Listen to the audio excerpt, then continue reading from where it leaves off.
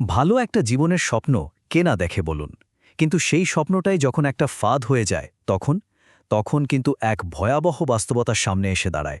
আজকের এই আলোচনাতে আমরা ঠিক এমনই এক অভিবাসী শ্রমিকের গল্প শুনব, আর তার মেসা দিয়ে দেখব মানব পাচারের মতো একটা ভয়াবহ অপরাধের আইনি আর বাস্তব দিকগুলো।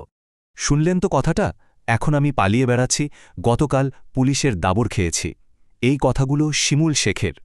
একবার ভাবুন, যে মানুষটা নিজের আর পরিবারের ভাগ্য বদলাতে বিদেশে গেলেন, সেই মানুষটাই এখন পুলিশের ভয়ে পালিয়ে বেড়াচ্ছেন।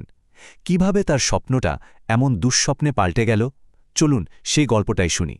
শিমুলের এই যে অবস্থা, এর শুরুটা কিন্তু হয়েছিল একটা দারুণ স্বপ্ন আর লোভনীয় সব প্রতিশ্রুতি দিয়ে। আসলে কমবেশি সব অভিবাসীর গল্পের শুরুটা কিন্তু এমনই হয়, কিন্তু অফসোসের বিষয় হলো অনেকের শেষটা হয় হতাশায়। তো চলুন দেখি কিভাবে এই প্রলোভনের ফাঁদটা পাতা হয়েছিল। একবার ভাবুন, শিমুল আর তার পরিবারের জন্য এটা কত বড় একটা সিদ্ধান্ত ছিল। পরিবারের মোটরসাইকেলটা বিক্রি করে দেওয়া, জমি বন্ধক রাখা, এমনকি ধার করে টাকা জোগাড় করা, এই সব কিছুই কিন্তু করা হয়েছিল একটাই আশায়, একটা ভালো ভবিষ্যৎ। দালালরা তাকে এমন এক রঙিন স্বপ্ন দেখিয়েছিল যে পরিবার তাদের শেষ সম্বলটুকুও বাজি ধরতে দুবার ভাবেনি। এই টাইমলাইনটা একবার দেখুন। মাত্র কয়েকটা মাসের ব্যবধান, আর এর মধ্যেই স্বপ্নটা কিভাবে দুঃস্বপ্নে বদলে গেল। মে মাসে একরাশ আশা নিয়ে সৌদি আরবে পা রাখলেন। জুন মাস আসতেই লাইসেন্সের নামে আরও টাকা চাওয়া হলো। আর সেপ্টেম্বরের মধ্যে তো সব শেষ। চাকরি নেই, বৈধ কাগজপত্র মানে আকামাও নেই, আছে শুধু পুলিশের তাড়া খাওয়ার ভয়। শিমুলের এই গল্পটা কিন্তু শুধু একজনের সাথে হওয়া প্রতারণার গল্প না। যখন কাউকে সুন্দর জীবনের লোভ দেখিয়ে তার অসহায় অবস্থার সুযোগ নেওয়া হয়, তখন কিন্তু বিষয়টা আর সাধারণ প্রতারণা থাকে না। আইন এটাকে দেখে আরও অনেক বড়, অনেক গুরুত্বপূর্ণ একটা অপরাধ হিসাবে।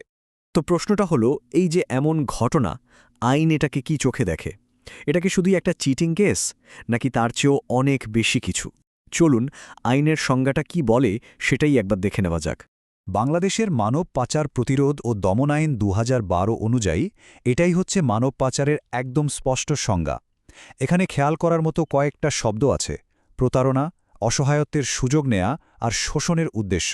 শিমুলের ক্ষেত্রে যদি আমরা দেখি, এই সবগুলো জিনিসই কিন্তু আছে। তাকে ভালো চাকরির লোভ দেখানো হয়েছে, তার অসহায় অবস্থাকে কাজে লাগিয়ে আরও টাকা চাওয়া হয়েছে, আর শেষমেশ তাকে ঠেলে দেওয়া হয়েছে একরকম ঋণ দাসত্ব আর অবৈধ জীবনের দিকে। এই স্লাইডটা দেখলে বৈধ অভিবাসন আর মানব পাচারের মধ্যে পার্থক্যটা একদম পরিষ্কার হয়ে যাবে। একদিকে দেখুন, বৈধ পথে গেলে থাকে স্বচ্ছতা, আইনি সুরক্ষা, আর অন্যদিকে শিমুলের মতো মানুষদের জন্য অপেক্ষা করে থাকে প্রতারণা, অবৈধভাবে টাকা আদায় আর ঋণের বোঝা। মানে মূল কথাটা হলো, যখনই কোনো প্রতারণার মাধ্যমে কাউকে শোষণ করা হচ্ছে, আইন অনুযায়ী সেটাই মানব পাচার। শিমুলের ঘটনাটা কিন্তু একা নয়, এটা আসলে একটা বিশাল সমস্যার খুব ছোট একটা অংশ মাত্র। এই সংকটের গভীরতা যে কতটা, সেটা ভাবলে অবাক হতে হয়। আর এটা শুধু দেশের ভেতরেই না, আন্তর্জাতিক পর্যায়েও ছড়িয়ে আছে। এই সংখ্যাটা দেখুন, ১৭৫। এটা কিন্তু শুধু একটা সংখ্যা না, এর পেছনে আছে ১৭৫টা ভাঙার স্বপ্ন, ১৭৫টা কষ্টের গল্প। এই ১৭৫ জন মানুষ, তাদেরকে একটা মাত্র ফ্লাইটেই লিবিয়া থেকে দেশে ফিরিয়ে আনা হয়েছে। এদের বেশিরভাগই ইউরোপ যাওয়ার স্বপ্ন দেখতে গিয়ে মানব পাচারকারীদের খপ্পরে পড়েছিলেন। আর এটা তো শুধু লিবিয়ার ঘটনা। ভাবুন তো, সারা পৃথিবীতে এমন আরও কত হাজার হাজার মানুষ আটকে আছে, যারা একটা ভালো জীবনের স্বপ্ন দেখতে গিয়ে পাচারকারীদের শিকার হয়েছে। এই ঘটনাটাই কিন্তু বুঝিয়ে দেয় সমস্যাটা কতটা ভয়াবহ। যেহেতু এটা এত বড় একটা অপরাধ, তাই এর জন্য আইনে কিন্তু বেশ কঠোর শাস্তির ব্যবস্থাও আছে। চলুন দেখি মানব পাচারের মতো অপরাধের জন্য আইন ঠিক কী ধরনের শাস্তির কথা বলে। দেখুন, মানব পাচার প্রতিরোধ ও দমন আইন ২০১২ অনুযায়ী শাস্তিগুলো কিন্তু মোটেও হালকা নয়।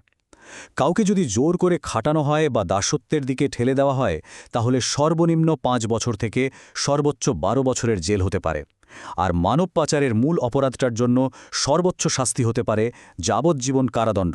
এখানেই শেষ না, যদি কোনো সংঘবদ্ধ দল বা চক্র এই কাজটা করে, তাহলে তাদের জন্য সর্বোচ্চ শাস্তি মৃত্যুদণ্ড পর্যন্ত হতে পারে। আইন যে কতটা কঠোর, সেটা এই স্লাইডটা দেখলেই বোঝা যায়। আইন কিন্তু শুধু অপরাধীদের শাস্তির কথাই বলে না, বরং যারা এই ভয়ঙ্কর অপরাধের শিকার, সেই ভুক্তভোগীদের সুরক্ষা আর অধিকারের কথাও বলে। তাদের জন্য আইনে বেশ কিছু নির্দিষ্ট ব্যবস্থা রাখা আছে। এই আইন অনুযায়ী ভুক্তভোগীদের খুঁজে বের করে উদ্ধার করা এবং নিরাপদে দেশে ফিরিয়ে আনার কথা পরিষ্কারভাবে বলা আছে।